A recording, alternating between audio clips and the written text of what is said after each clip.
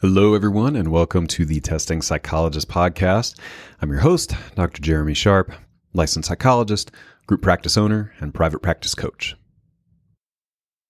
Many of y'all know that I have been using therapy notes as our practice EHR for over 10 years now. I've looked at others, and I just keep coming back to therapy notes because they do it all. If you're interested in an EHR for your practice, you can get 2 free months of therapy notes by going to thetestingpsychologist.com/therapy notes and enter the code TESTING. This podcast is brought to you by PAR. The Neuropsychological Assessment Battery offers the combined strengths of a flexible and fixed neuropsych battery. And now you can score any of the NAB's 6 modules on PAR iConnect, PAR's online assessment platform.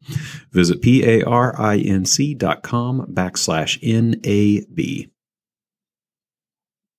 Hey folks, welcome back to the Testing Psychologist. I'm thrilled to have a guest today talking about a topic that we have really not talked about much at all on the podcast, and that is designing a practice around older adult neuropsychology. So I am honored to have Dr. Seda Terzyan here to talk to me about her practice in Orange County, California. So Seda is a neuropsychologist and founder of Perspectives Psychological Services. She has her doctorate in clinical psychology from Loma Linda University. Her training emphasized both evidence-based treatment and differential diagnostics through neuropsych evals. During residency, she worked in private practice settings across the developmental spectrum with children, adults, and older adults. And her group clinic is currently specialized in working with geriatric populations, providing both diagnostic evals and treatment for medically and psychiatrically complex populations. So, as you can tell from the title, we primarily talk about Seda's journey in building this practice around older adult neuropsych services. So we talk about just older adults, working with them in general. We talk about some of the considerations there, the topics that are most meaningful for older adults, and primary recommendations for older adults during the evaluation process. But we also spend a lot of time on the private practice component. So we talk about just basics and how Seda got her start and really got the train moving with referrals and business in the practice. We talk about the practice environment and accommodations, choices she has made to specifically support older adults. We talk about hiring and recruiting and finding good folks for your team when you work with this population, and a number of other things. This was really illuminating for me. We primarily focus on kids, but have older adult services as a component in our practice. So this was a fantastic conversation. And I did not explicitly ask in the interview, and want to make sure to mention that if anybody enjoyed the conversation or want to connect with Seda, you can check the show notes for her email address and make sure to reach out if you want to connect, talk about the practice, or are even interested in working with her. So without further ado, let's talk about older adult neuropsychology with Dr. Seda Terzyan.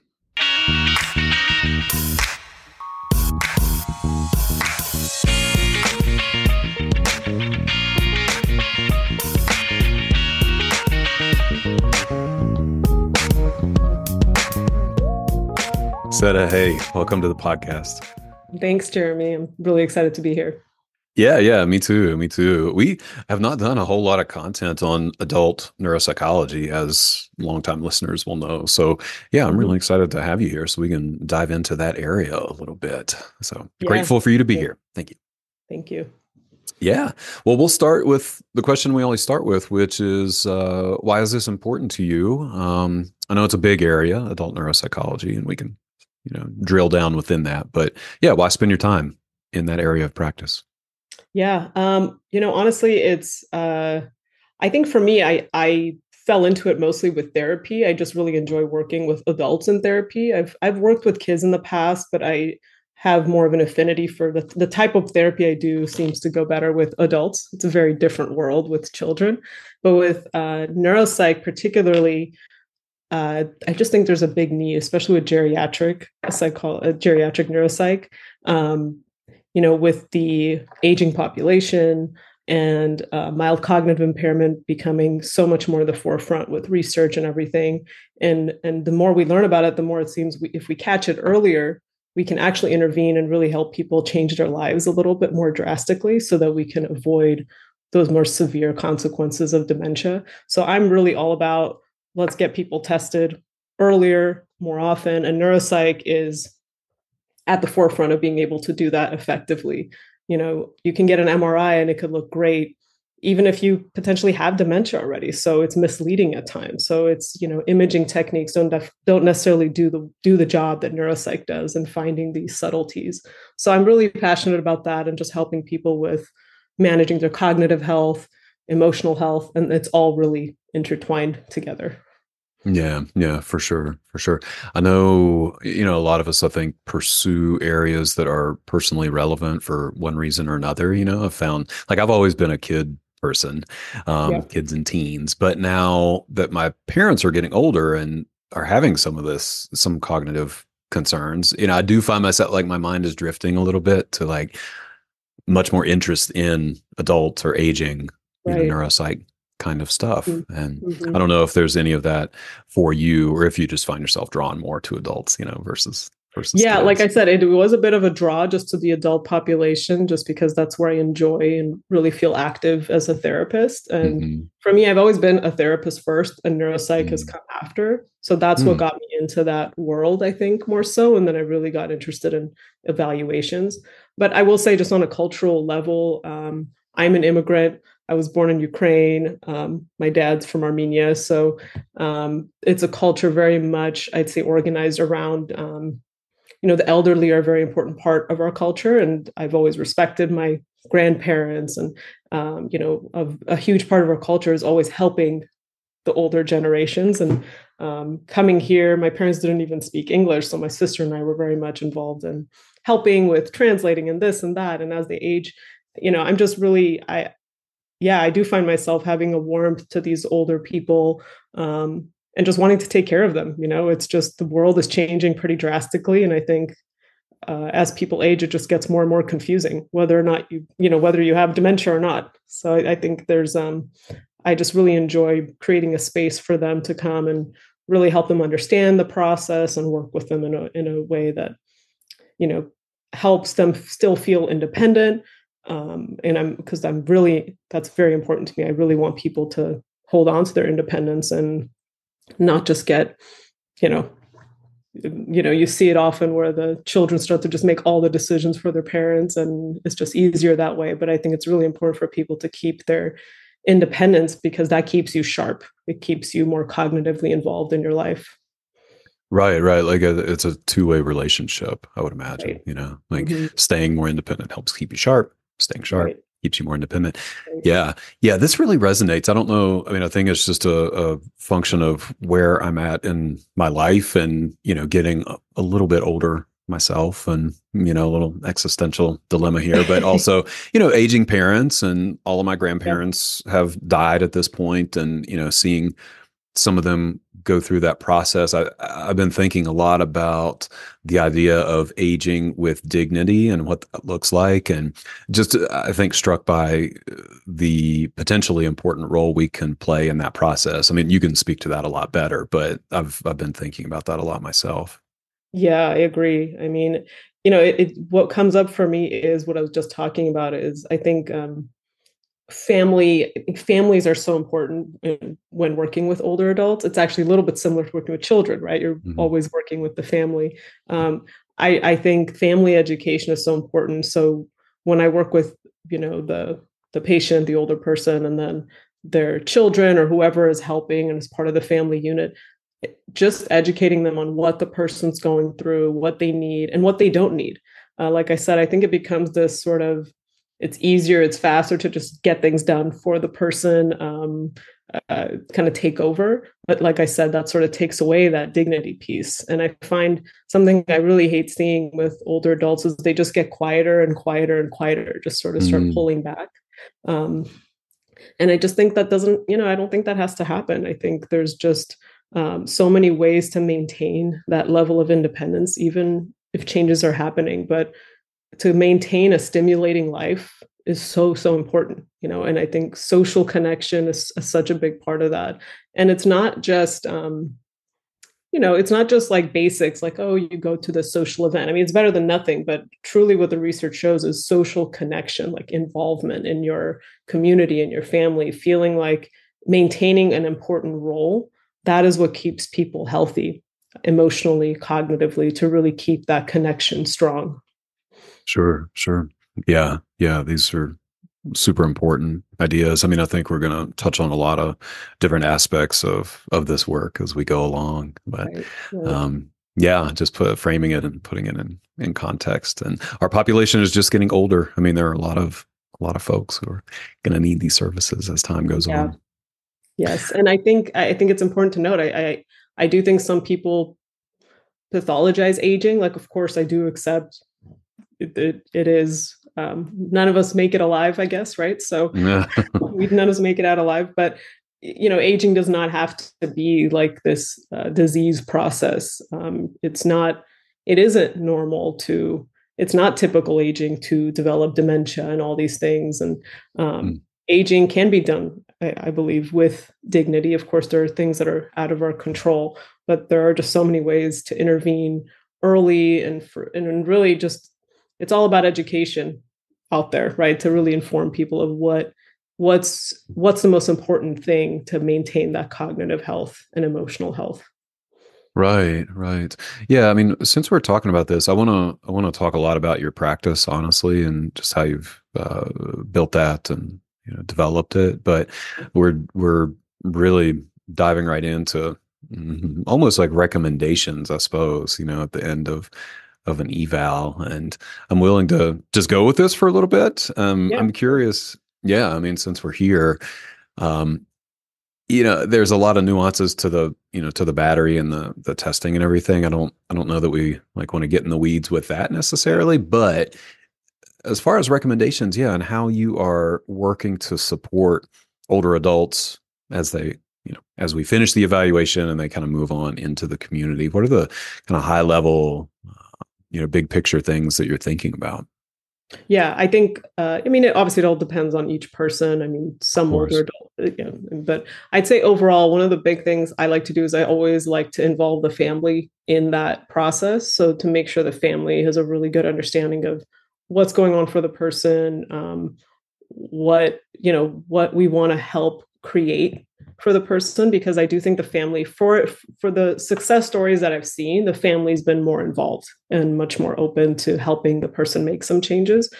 I'll say a really big thing I find myself recommending is to help develop more of like a healthy routine and structure, because again, I find that it sort of diminishes with age, especially as people retire, lose social connections, friends are dying, and like their world, it starts to shrink down. And I find there's this change that goes towards more passive activities rather than active. So you'll see people, they'll be spending more time watching TV and just doing Mm, these types of activities that just sort of pass the time, I guess. And what I end up recommending, kind of the main thing, is let's kind of create a structure where you have a morning routine, you have an afternoon routine, and an evening routine, just kind of high level, and then really working to identify just kind of those pillars of health. Like, are you exercising? What is your diet like? Making sure, are we eating at at consistent times throughout the day?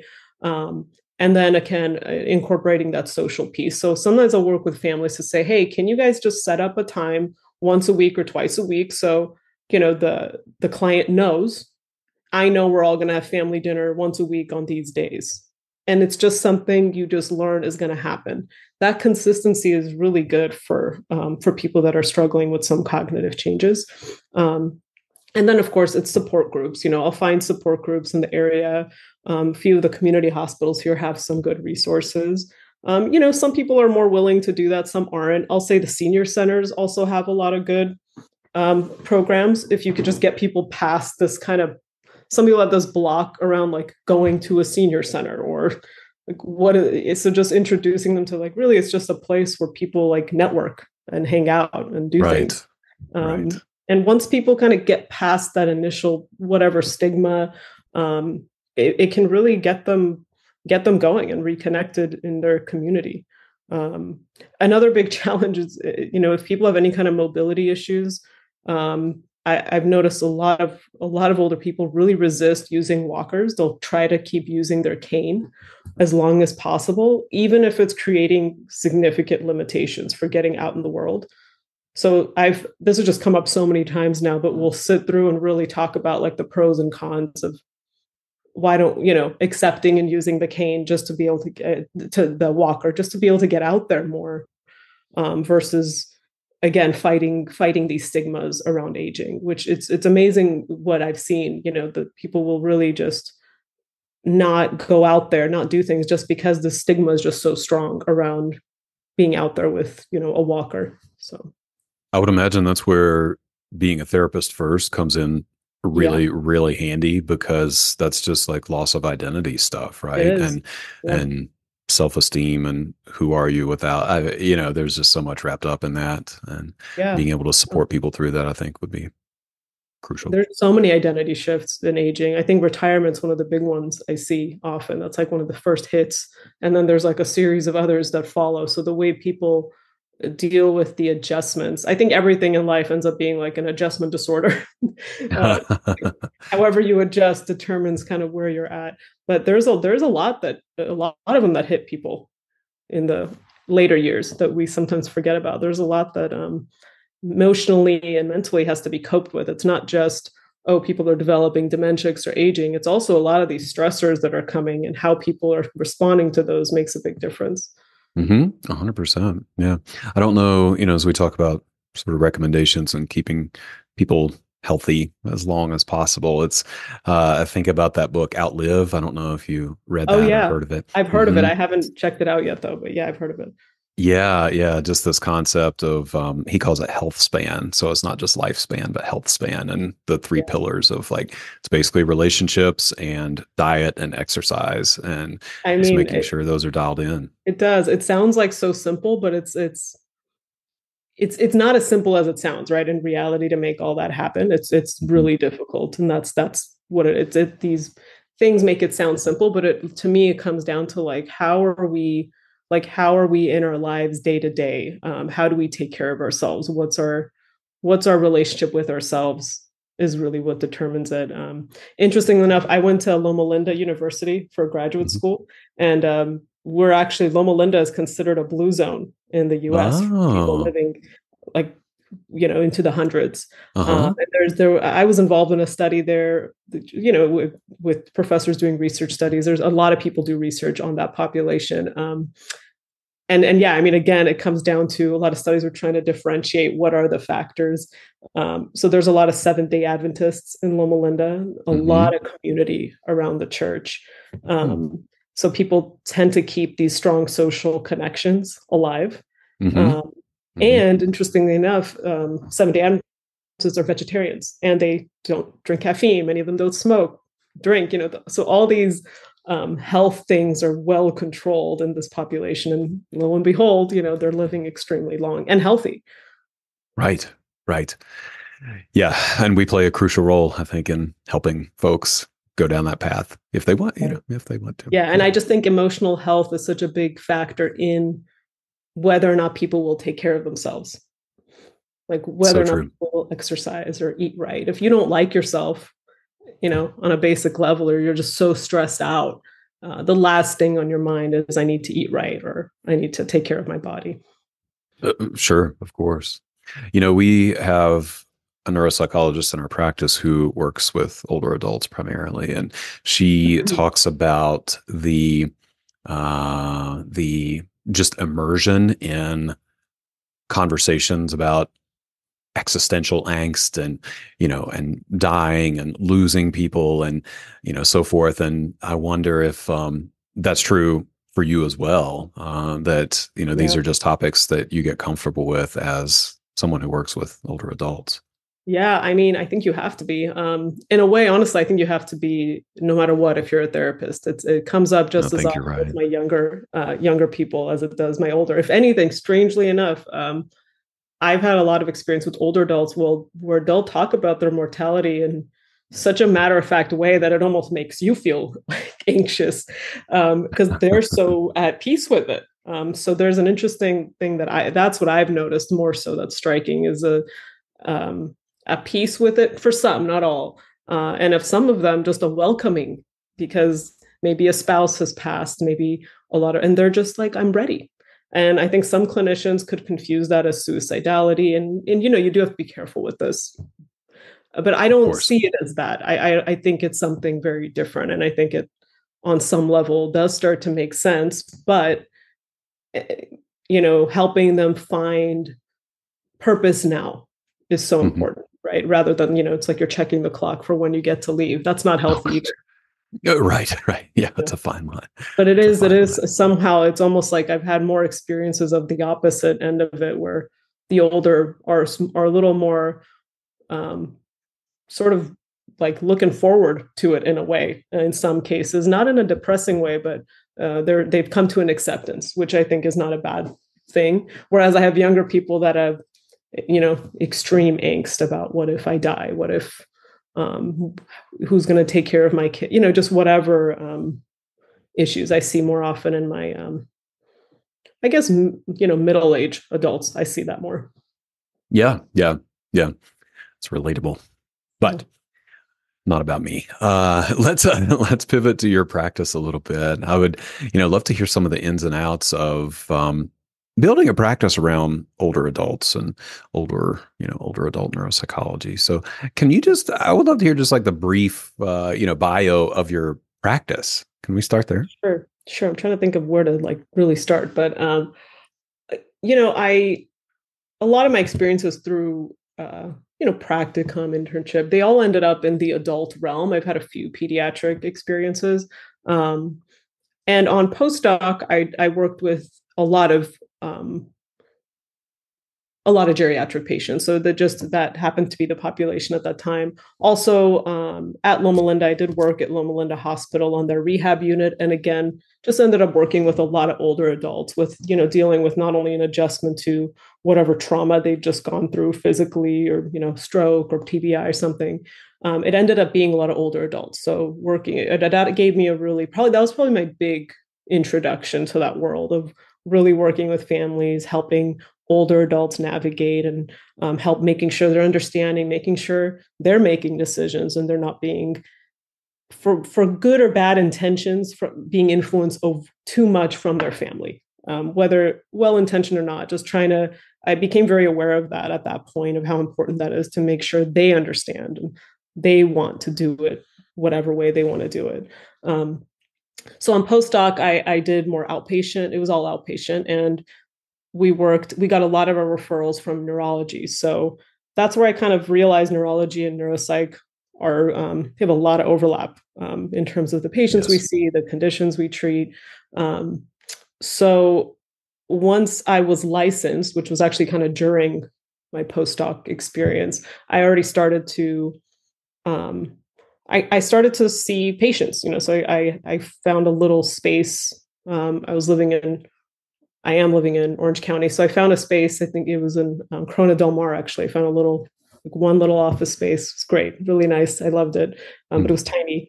And I started seeing therapy patients. It was just easier to start as a therapy practice. Neuropsych has a lot of, materials and things, Mm-hmm. expenses involved. So Hmm. as I was seeing therapy clients, actually started seeing therapy clients just from Psychology Today referrals, and I was Hmm. already working at other practices, just doing some contract work. Um, and as I got my own space, I kind of transitioned there, and some people followed, and some people didn't, and that's just how it works. But Psychology Today actually was a great resource for me starting out for therapy. So I did get a lot of referrals just from there for therapy clients. Um, but I really wanted to build the neuropsych side. That's what I wanted to do. I wanted it to be a neuropsych practice. Um, so it was, I guess in retrospect, it seems serendipitous how things happen. But if I think about it, there was a lot I was doing at the time to kind of Hmm. position myself for these encounters or meetings with certain people. But I even joined a BNI, Business Networking and International group. So I did Sure. that for a few years, just kind of trying to get, entrenched in the community. And it ended up being a really cool experience where I wasn't working with other psychologists or neuropsychs. It was just, real estate agents, attorneys, but just learning. It was a really cool experience to just do that. But through all these efforts, I did meet this really cool neurologist who at the time had a practice. I believe it was Mission Hospital, a small outpatient practice. And he just said, I really have a lot of patients that need neuropsych, and I don't know anyone to refer them to. So I just came in like in-house and started doing neuropsychs for his patients Okay. as like a contractor. So Yeah. I started off there. I already had my practice doing therapy. And through that, I think it was about a year or so that I did that. As that practice was closing, there was another neurologist that was working there, and we were there on off days. We never actually met, but he saw some of my reports. So as we were kind of leaving that practice, he said, "Hey, I want to send you more patients. Are you seeing people?" And that's kind of that I define as like the point where it really started, the neuropsych side.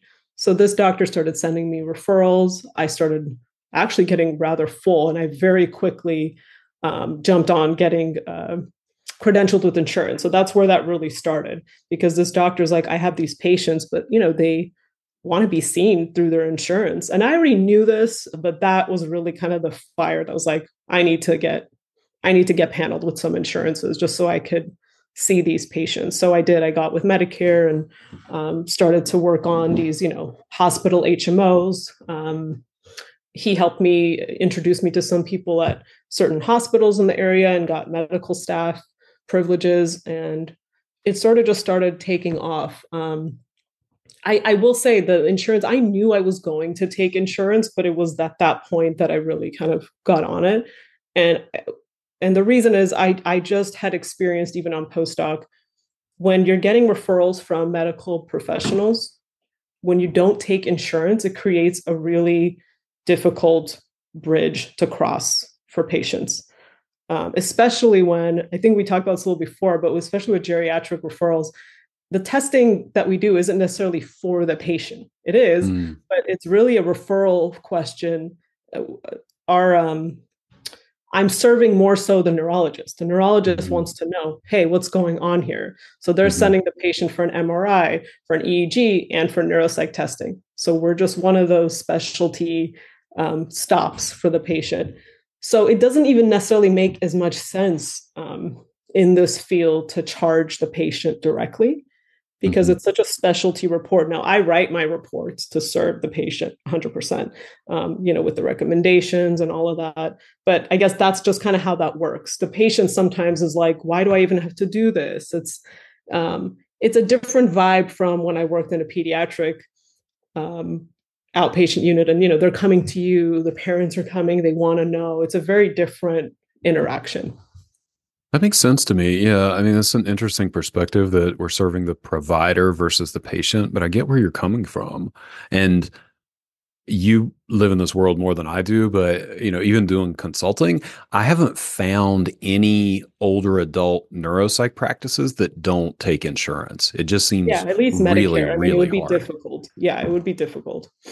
Right. I don't know how they would. I think therapy is a different animal, like that's different. You could probably build a practice for any age range for therapy without insurance. Hmm. But for neuropsych, it would be very difficult. Right. Right. So I want to go back and just kind of put a fine point on the getting started part, where it seemed like these neurologists played a pretty huge role in launching your practice, so to speak, and Yeah, and just I guess making me sure. seeking them out, right? Like I think when I acknowledged that that's the connection I wanted, I started putting myself in those situations just because they were already ingrained in the medical system that I was sort of striving to get integrated into. And that's such a big goal I still have, is just to have more of like this seamless integration. So it's not like medical and then mental health, that we're all sort of intermixed, which Mm, I think is how it just should be. I don't think there is no difference between mental and physical health. They're one thing. So, agreed. and I like collaborating with people, especially people in different, interdisciplinary. So I just think it's really fun. Well, and it's just nice to have the full picture or as much of the picture as you can, Yeah, it right? Like helps. we I mean, only, because I have access now to, the note like Epic, like the hospitals use Epic. I get access to that. I could easily find MRIs that they've done, and all this testing, all that. So it's all just like there, and it's so nice to have all the information. And the patients love that too. When they come in and you actually know who they're seeing and what they're diagnosed with, what medications they're taking, and it just makes the process so much more like connected. absolutely, absolutely. Yeah, you mentioned the hospital privileges a little bit ago, and I wanted to ask you about that. One, just from a business development standpoint, but also because I am so jealous because we have such a hard time getting records from people. And, Yeah. I would imagine being plugged into the hospital system has some real advantages. So I'm Oh yeah. curious, just for anybody who might not know, and I kind of include myself in that, like what exactly does it mean to have hospital privileges in this context? And how did you make that happen? Let's take a break to hear from a featured partner. Y'all know that I love therapy notes, but I am not the only one. They have a 4.9 out of 5-star rating on trustpilot.com and Google, which makes them the #1 rated electronic health record system available for mental health folks today. They make billing, scheduling, note-taking, and telehealth all incredibly easy. They also offer custom forms that you can send through the portal. For all the prescribers out there, Therapy Notes is proudly offering e-prescribe as well. And maybe the most important thing for me is that they have live telephone support 7 days a week, so you can actually talk to a real person in a timely manner. If you're trying to switch from another EHR, the transition is incredibly easy. They'll import your demographic data free of charge, so you can get going right away. So if you're curious, or you want to switch, or you need a new EHR, try Therapy Notes for 2 months, absolutely free. You can go to thetestingpsychologist.com/therapy notes and enter the code TESTING. Again, totally free, no strings attached. Check it out and see why everyone is switching to Therapy Notes. The Neuropsychological Assessment Battery, or NAB, is a comprehensive instrument offering the combined strengths of a flexible and fixed neuropsych battery. It lets you administer the full battery, any of its 6 modules, or individual tests. And now the NAB modules are available for scoring on PAR iConnect, PAR's online assessment platform. Learn more at parinc.com/NAB. Let's get back to the podcast.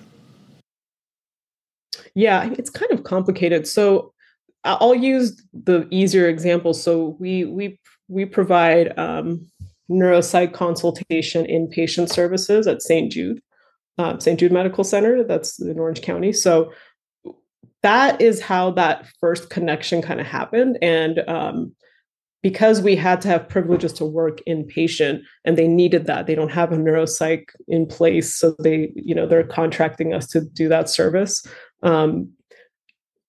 Basically, you go through this. It's like a credentialing process, like anything else. So you go through a credentialing process with the hospital, but we obviously had this purpose. We wanted to serve. We were asked to serve this inpatient population. So yeah, you just go through the whole credentialing process, but obviously, we had someone that was inviting us in. So I'm not quite sure how that would work if you can just apply to be medical staff or something. It's I'm not sure how that goes, but yeah, it's really just a credentialing process, and then you get the privileges that you need. So if it's inpatient privileges with other hospitals, I have the privileges aren't that specific. So it's just I'm considered medical staff, and I'm able to take patients on their HMO. So I can see patients that are credentialed with that hospital, so I can see them with that, and you just get other privileges. You get your badge, you have some access to the hospital, you can go to the cafeteria, that kind of thing. I don't have admitting privileges. There are obviously, if you're a psychiatrist, you would need that, but it's things like that you would get. Yeah. Gotcha. Okay, so that does sound similar. We have done some work with an outpatient clinic that's affiliated with a local hospital, and very similar process. It's We were also invited in, though, and that Yeah, sounds like exactly. a crucial part of this. And who was it that invited you, so to speak? So I had actually done some work with St. Jude before on postdoc. And so I had been acquainted with some of the people there, and they had then found out that I had an office that I'd set up in Fullerton, which is very close to the hospital. And it just, it became this kind of connection that was made. And are you doing this? Are you able to do this? And it just sort of happened from there. Great, great. Yeah.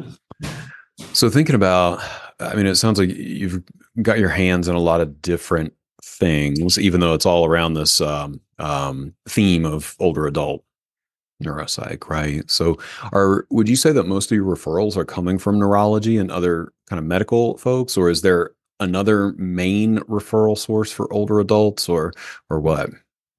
Yeah, I'd say that's our main one. It does tend to come from neurologists. And I will say probably the second popular is just primary care doctors Yeah, that are sending yeah, people because they're kind of the first line of, they're the first ones really that see if there's some issue and people are saying, I'm concerned about my memory. hmm, Um, Usually, I don't think it's neuropsych is out there, but it's not as well known as like if someone has a memory problem, send them to neurology. And so I find what hmm, happens is primary care will send them to neurology, then neurology will send them to us to get the clarification. But sometimes they'll come from primary care directly. Um, we do get just adult referrals as well. A lot of those come from psychiatry or people find us themselves. I get a lot of requests for ADHD, adult ADHD testing. That's sure. a really popular one right now. Um, Yeah, and sure another is. one that I've seen quite a bit of, and that's from neurologists or primary care as well, is people with long COVID, cognitive Yes. fog and all of that. So that's actually a really sad, interesting population. But we've had quite a few of those come through. Yeah, yeah. Same here. We're starting to see those pick up as well. Yeah. Yeah. So talking more about your practice, I mean, I love the origin story, and it's like a lot of us, I think it's this combination of kind of being in the right place at the right time and then putting Right. yourself out there and like having the skill and it lines Hmm. up. But you took the leap, right? And now you have a group and it seems like you've been really deliberate about building this group and creating a certain vibe to Yeah. serve this population in particular. Can you tell me about that journey and how you took the leap? Yeah. Yeah. The leap, God, I don't even know. It didn't feel like a leap at the time. I feel like I was so like careful, like, okay, now I could get this space. Now, so Hmm. it felt very careful. But yeah, I mean, I agree, it was a leap. And then it felt like a flood. And then keeping up with the flood that's happened. Hmm. And to me, it felt almost like the train started moving and I was on the train. Sure.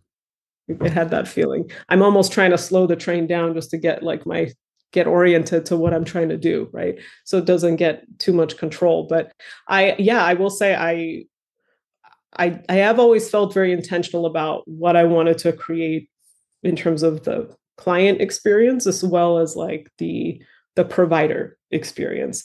And I Hmm. think that a lot of that happened just based on, a lot of my experiences coming up in the field. Um, I always think of this time where I was like doing these evaluations. They were not, they were long evaluations. I feel like everything in grad school is like these massive comprehensive evaluations, but Always. I just remember, and it's so unnecessary, but that's what we did at that time. Um, Uh-huh. it was like a storage closet. It was this tiny room, just with stuff everywhere, no windows, and it was just so uncomfortable. Like, why would we do? Like, I'm like, I never want to do this. And so many of the Hmm. experiences were kind of like that, and that was the same for therapy as well. I'm like, how could you Hmm. do work like this? You know, in I this get it. space? Yeah. Yeah. I feel like it So must be a conspiracy of some sort between graduate program. Like our doctoral program was in the basement of this yes, cement block building and it was tiny, it was cold, it was sterile. And I'm like, what are we doing here? This is a terrible metaphor if we're trying to, take yeah, and I people was to just always better so place. struck by that. I'm like, we're in this field where we should know better, I guess, than to put people in this environment. Um, Hmm. I don't know. So for me personally, the environment always had an impact. I mean, Hmm. you get through it. You're in survival mode. When I look back, I'm like, I'll get through anything. I got to get this done. And you don't notice necessarily at the time. But, when I look back, I'm like, I really don't want that. I don't want to, that must not have been good for anyone in the situation. Yeah. Yeah. Um, Just so like yeah, I many think other that's things in grad school. We just do exactly, it and don't exactly. question it. Gosh, Yeah. it's sad. I mean, I have a lot of thoughts about that too. Why are we doing that to our future? Creating this unnecessary stress. I think there's just a better way to do it. But I I, agree. yeah, I think just on a basic level, that was one thing. I'm like, I just want to create a space where the providers come to work and they feel like healthy, and there's windows, and they don't feel like they're kind of like in this stressful, like I have to see a million patients today, or I don't know, just all this stuff that I feel like was not conducive to the work we do. Again, this is my experience, but I don't do well personally if I see too many people back to back in one day. I mean, I've definitely Right. pressured myself to do it in the past, but particularly for therapy and for more difficult, like I will say, I mean, we see pretty complex patients, psychiatrically and medically, and we're often giving people some bad news, when it comes to their diagnoses with Yes. cognitive issues. So it's not like it does have an impact. So I'm very aware of that, and I try to create an environment and space and a support space too for to make sure the providers can come talk to me or can talk to each other when things like this are happening, because I do think it takes a toll. I think it leads to burnout. If you're not careful with overdoing this type of work that we do. Absolutely. Yeah. Yeah. I think that gets lost sometimes, the environment and the atmosphere for providers. And it sounds like you've been really deliberate about it though, just from I think there is research around, windows are one of the like top Yeah, I three mean, I'm sure there must be. best features of a job or something, like does it have Yeah, windows? And that's yeah, highly correlated with satisfaction. So yeah. even simple things like that. But then the community aspect and making sure that folks have support and ability to consult or talk with one Right. another. And that piece I'm trying to keep growing. I try to be really deliberate about, let's do monthly meetings, let's go have lunch, let's go be somewhere out there and get out of the space. And but I wanna that's where I want to grow. I have like this vision of like this great group of people just like, hanging out and working together, and just able to consult with each other, not in like a strictly professional way, but like in a really authentic way. Like, hey, that really hit me hard today, or I need to process this. And again, I guess that's where the therapy first comes in. And I do look for this when I hire. I do feel with the population that we serve, too strong of a diagnostic value system, I guess, doesn't always work too well in this setting. I really look for people that have kind of a therapeutic lens that they look through, and or that they start from when they work with people. And yeah, that's just, I guess those are people that I connect with more easily in general. So that's probably part of it as well. I've learned a lesson, which is I try to bring people to the team. And this might sound kind of selfish, but I try to really see, do I connect with them? And that's one of my kind of pillars for deciding, is this person a good fit? There's others, but I find that always works better. Like, do we vibe? Do we connect? Because if we do, we're probably going to be a good fit in this atmosphere. So Yeah, yeah. Well, it's funny you say that. I don't know if it's selfish or what, but I mean, I do the same thing. That was always, I mean, before I really knew what my metrics for hiring were, that was the original that's metric good to was know. I missed that absolutely. initially. I would just look at like competencies. I totally disregarded that. Honestly, I was just like, well, that doesn't matter. I'm looking for this, and that. And I sort of had to reverse and say, no, it does matter. That's kind of, it's a really good way to gauge where a person's at. I agree. No, I agree. And I would imagine, just building a team around it with you or the owner, as sort of the hub in the middle. If everybody kind of gets along with you pretty well in different iterations, they'll probably Right. get along with each other too. And then it Exactly. just contributes to, Yeah. yeah, a better That's the atmosphere. goal. Right, right. For sure. So we're sort of dipping our toe into the hiring and recruiting process, which I think is hard Yeah, for a lot of folks right now. There seem to be a lack of it is so neuropsychologists. hard right now. Yeah. Yeah. So, yeah, I'm curious just how you are finding folks, if it's, again, deliberate or like them coming to you or, what I got recruiting really looks like for lucky you. with quite a few, and I just think that it's done. The luck is over. I can't keep counting on like my network. But that's where I'm the most comfortable. I love that I had a lot of people that I knew through my network, or someone that I really trust. Having so that's how it worked for me in the beginning. And if I want to keep growing, I need to branch out. So, and I'm not as comfortable in that. I really like the idea of knowing the person. As my practice has kind of gone on, I've gotten a little less, you know, protective in that way, or maybe have like loosened up some of my anxiety about who comes in. And I've just accepted that I have to open this up a little more if I want to create that kind of team that I want. I can't be so like I have to know who you are personally. So it's, and I am more comfortable with that now. But I'd say in the beginning, I was really just wanted to have people that are strictly part of my network, and that worked out. But I will say, like, it's just harder now if I want to keep growing. um Something that I do, I'm not sure what this is about, but I do have like an affinity for providing an opportunity for like new graduates like coming into the field. Uh-huh. um Maybe I'm not that far away. I mean, it's been a while, honestly, now that I think of it, but I still feel close to that time in my life. But yeah, I feel I think there's a bit of a interest, or a passion I have for having people come after postdoc to have like a space that they can have this type of experience. So I do end up recruiting, or trying to recruit at least. I've been trying to set up meetings with sites that do postdoc training for neuropsychs, or even just grad programs, like you know alumni and things like that. So that's been kind of my technique in the past. But even still, I feel like this need to really branch out and just um, who's out there. Yeah, yeah, no, that's fair. That's fair. I think I've gone through a similar process. Yeah.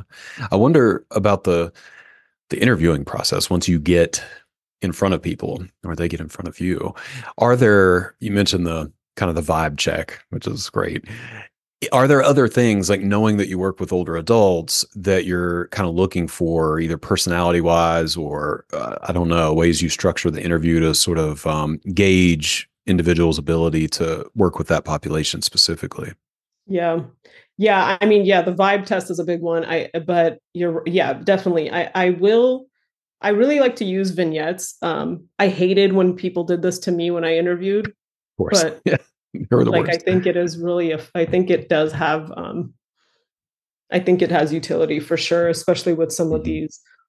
I just have these like very common older adult situations that come up, and have come up with people that work with me, and I've seen people respond to them in very different ways. So that's where I like to use that to ask people, what would you do if this happened, or what would you do if that happened? So and Mhm. it's not even as important to me necessarily. I mean, the answer does matter, but um, just gauging like how they respond, right? I always Mhm. find that I look for, are they exuding warmth in whatever interaction that they're talking about with this vignette? Um, if I notice more of a coldness, or too much directiveness, like, well, we have to do this now, or we have to get this done because you need this testing if I notice too much of this like rigidity to like get the work done Mhm. before really being with the person, making sure they understand why they're there, being flexible and saying, I want to work with you. If we can't do this today, I can have you come back, or let's do a little bit today, and then we can reschedule and get you in for more later if you're too tired. So there's just so many of these situations that come up, and I've noticed when people have a more rigid approach, it just never goes well. The person gets upset, especially if we are dealing with some dementia. There's a lot of agitation that'll come up. So I think you have to be like very good at de-escalation to work with adults that are, have dementia, or just in that spectrum. If you're not good with de-escalation, you're not going to do well with that work.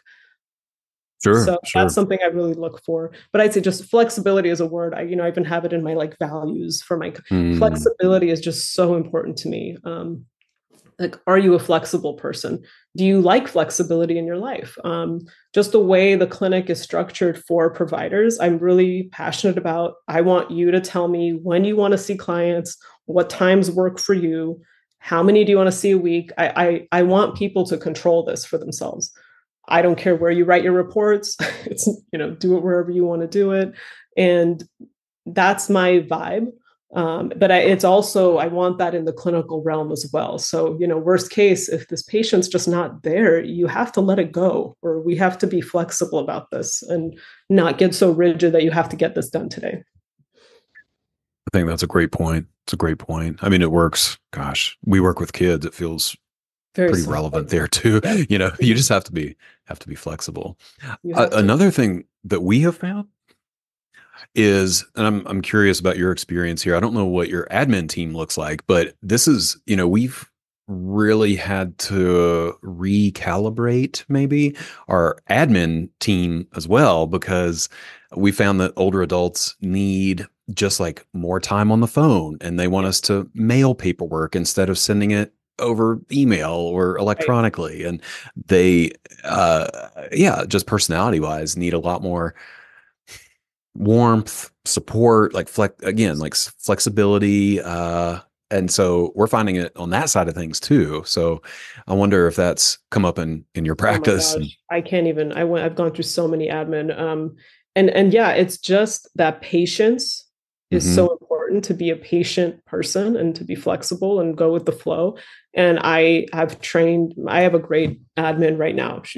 And I get such good feedback because she's very warm, very hmm patient. hmm Um, and yes, I mean, do we push for getting people to do the forms online 100%? I mean, I was telling you before, I use intake queue. It's a very simple process. So sometimes hmm what we'll do is we'll really, if the person's struggling with it, we'll at least first ask, do you have someone that can just help you try to do this? Because it's going to be easier for you to do this now online. If I send you the paperwork, you're going to be more overwhelmed with the amount of pages you're going to see. It just doesn't look as That's long. fair. when, Yeah. or, and we do encourage, like, as a last resort, just once they come to the office, we have a nice space set up for that purpose, like a little sitting area with a desk and a pencil and a pen for people to just sit and comfortably do the intake paperwork. Because yeah, it happens often enough that we just have to accept it. Another one is, we do often, just with payment stuff, we try to get like insurance cards, a credit card on file prior, and that just sometimes doesn't happen. And I've had staff that were just so rigid about this. We're like, well, we can't book hmm you if you can't. And I'm like, we don't need to do that. Like, just let it go. hmm They'll come in. Once I explain it to them in person, they're not going to be afraid of it anymore. It's just, there's some, we just have to accept that there's this generational difference around hmm trusting technology. And so, I'm so glad you um, touched on that. We have a lot, not a lot. I mean, but a substantial portion of our older adults are very cautious about giving us credit card information over the phone, which makes sense, right? Like there's all this information out there about older folks getting scammed and right. taken advantage of. But when it comes to the practice flow, I'm like, like It this is. is It's a lot. falling outside of our workflow, and we got to Hmm. figure this out. But it's just part of the Yeah, deal. it is. And if you create a thing about it, it's just you lose people, or they come in with like the wrong impression. If there's too much of this, um, it just is what it is. Like some people, if what I found honestly though with my admin right now, she is so warm and Mm, inviting and patient that many more patients have been completing it and have like just gone with the flow. Whereas that was not the case before, where it was maybe a little bit more pushy and we have to have this. And um, it's just made such a big difference. I've also given her more of a language for how to explain to them why we need it and what's the importance of it. And also that we're okay. You can give it when you come in. And mhm. just when they hear that you're not pushing them, they often are like, oh, fine, Yeah. I'll just look good. Yeah. You mentioned a lot of environmental tweaks or decisions to support your population? Are there other things that you've done with your environment, either the space or the, I don't know, the layout or even technology, or lack thereof, that you've done purposefully to kind of cater to this population? Yeah, I mean, I like using technology as much as possible. So, like, I've been using the iPads, like Q Interactive, since that was a thing, and Hmm. I I like doing everything digitally. I think the big things have been just being flexible to that's just not going to happen. Everyone's not going to do it. So we just have to let that be part of the practice. And I'm always trying to find ways to just simplify it, simplify the paperwork, simplify everything, just to make it more likely that people will just do it online and go with that flow. But Hmm. yeah, I'd say that's I don't think I've done anything too much more special than, like I said, just having my little desk for people to do their paperwork. That's been a big one. It actually really helps. Yeah, yeah. I mean, it's little things like that, right? Yeah, Just as a nod, like, hey, we were thinking of you and what you might need, and right. there's a space for that. Yeah, I'm with you. I'm with you. So it sounds like you mentioned trying to slow the train down at this point.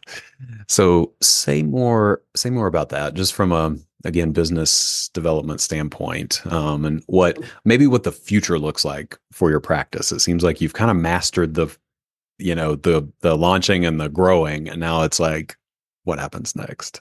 Yeah, I just yeah, I just felt like it just got going so fast, which is like a very good problem to have, so I can't like complain about that. But um I guess it was always just I always found myself in the struggle of like trying to get into the, and you would know about this, getting into the more creative side of like business development, but being so inundated and like having so much clinical work you're doing that it's just, and I had to accept this at some point. I always thought, oh, I could just see a client and then sit down for an hour and do this and then switch back. Like it's not that easy to switch No. between like those hats, right? Like it's that creative mindset. I feel like I need like to dedicate like a few days to really be in that um, mindset, to really think about like, where do I want things to go? What am I doing? Like, how am I, like, I kind of want to drive the train more instead of the train just, I'm just a passenger in it, which is sometimes Mhm. what it feels like. Um, and I could just let it be like the way it is because it's going fine, it's not, but I think I just want to control it more. I want to, I think I want to get back into having more intentionality between, building connections with providers. I I want to really build a team that is cohesive and hopefully like more long term too, that stays together and grows. I'd really like to have more of a training experience, not lower level training. I really want to keep it to like postdoc level. But I want to have like an infrastructure in place for that to happen. Um, and it's just like it's really hard to I've kind of done it, making it happen here and there, but it just feels so scrappy. I just want to really step back and do it right, I guess. So yeah, I've more recently just become very intentional about, I take like the last week of the month, I try really hard not to book clients, like really Hmm. really hard. I still end up doing a little bit, but I take that week and I just try to do just development. Like I just let myself think and come up with ideas and concepts and start implementing instead of pretending I'm going to do it if I don't block the time, because I just won't. It's just not possible. It never happens. I Nope. know. I know the story. I know the Yeah. story. And I Yeah. have a baby now. That probably is what pushed it. I mean, once I had my daughter, I was like, I do not have the luxury of time anymore. I used to be able to do things at night and the evening, and it just doesn't. I'm like, if I don't book it, it won't happen. And it's actually been a blessing, really positive for me to have that structure. That's good to hear that. Yeah. It's almost like kids, especially little kids, force you to take a real close look at your schedule and make sure Yeah. that it's working for you. Yeah. Yes. Because I think I was very much a victim of, I forget the theory that this is called, but essentially like if you have the time, any one Mm, task will fill and take up Hmm. that entire time. And I know I was guilty of that. I'm like, oh well, I have this Hmm. report and I have all day to do it. I just work on it all day. And it's like you just don't have the luxury of that anymore. And you didn't need Right. that day to do that. So Yeah, I'm with you. I'm with you. Yeah, I mean, this is a super common place for practice owners is, yeah, how to find the time to actually do the business, to work on the yeah. business. Yeah. Yeah. And I just So, want it to be like I'm not even, I guess, super clear on it yet, but I'm really, I just want to really bridge the gap between the medical and mental health world. hmm. Um, and I feel like it's really been fun because I do feel very integrated with these medical professionals. I feel like I'm one of them. It doesn't feel like this I'm proving myself thing that I've experienced Hmm. when I was like in training. It's just very natural. And it feels awesome. I really want more providers to be in that world, and I've loved it. Um, and yeah, we've talked about this before. Insurance is a big struggle. It is what it is, but as much as I hate it, I still see it as such an essential piece to accessibility for Yeah. people. It's just that I wouldn't be seeing the people I'm seeing if I didn't take insurance. I wouldn't see the complexity, the ease of connection. Just none of that would be there. I really don't think it would if I wasn't, you know, able to take so many insurances from people. So Sure. Sure. I want to go back and double click on that.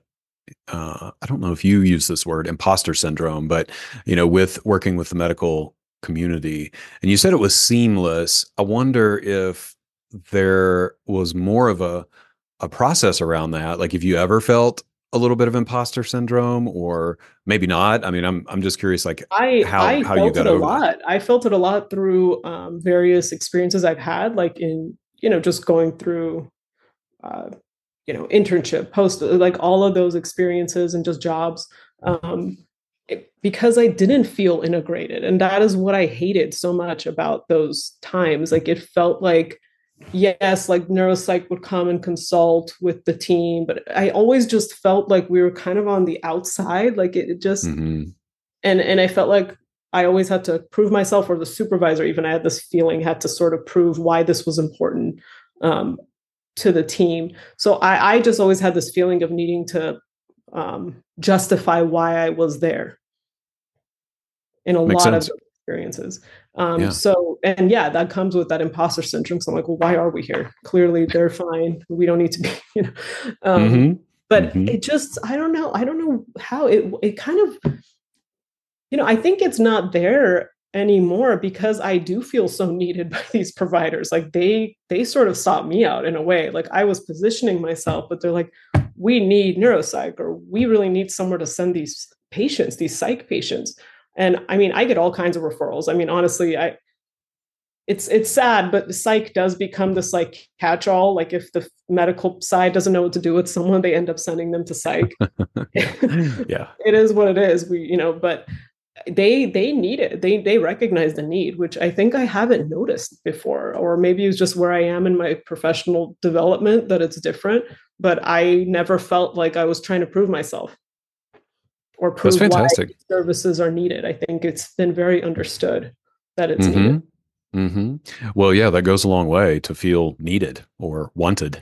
That Yeah, does a instead of lot. trying to force yourself and hey, this is why you guys need psychology. It's like why were we doing this? Of course you need it, but it Yeah. Yeah. Yeah.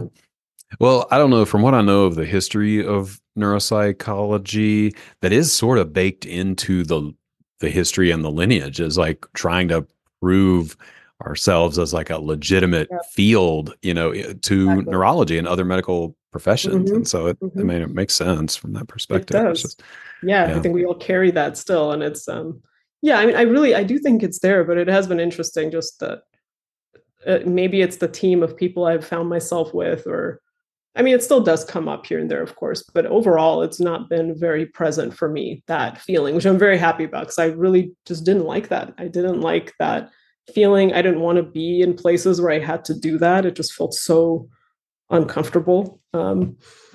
So Yeah. it's nice to Yeah. be valued, right? That's what you said, like needed or valued. It feels good. Absolutely. Yeah. Yeah. Well, we've covered a lot of ground. I feel like we've talked about a lot of aspects of this practice and this Yeah. work, and I'm just really grateful to be able to have this conversation and kind of dive into the nuances of a mainly older adult neuropsych practice. So yeah, thanks for being here. Yeah, thank you so much. This was really fun. All right, y'all. Thank you so much for tuning into this episode. Always grateful to have you here. I hope that you take away some information that you can implement in your practice and in your life. Any resources that we mentioned during the episode will be listed in the show notes, so make sure to check those out. If you like what you hear on the podcast, I would be so grateful if you left a review on iTunes or Spotify or wherever you listen to your podcasts. And if you're a practice owner or aspiring practice owner, I'd invite you to check out the Testing Psychologist mastermind groups. I have mastermind groups at every stage of practice development, beginner, intermediate, and advanced. We have homework, we have accountability, we have support, we have resources. These groups are amazing. We do a lot of work and a lot of connecting. If that sounds interesting to you, you can check out the details at thetestingpsychologist.com/consulting. You can sign up for a pre-group phone call and we will chat and figure out if a group could be a good fit for you. Thanks so much.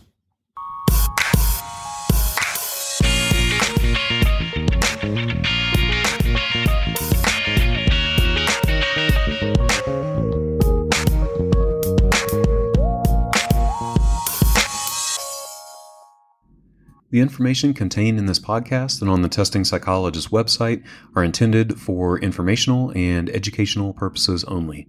Nothing in this podcast or on the website is intended to be a substitute for professional psychological, psychiatric, or medical advice, diagnosis, or treatment. Please note that no doctor-patient relationship is formed here, and similarly, no supervisory or consultative relationship is formed between the host or guests of this podcast and listeners of this podcast. If you need the qualified advice of any mental health practitioner or medical provider, please seek one in your area.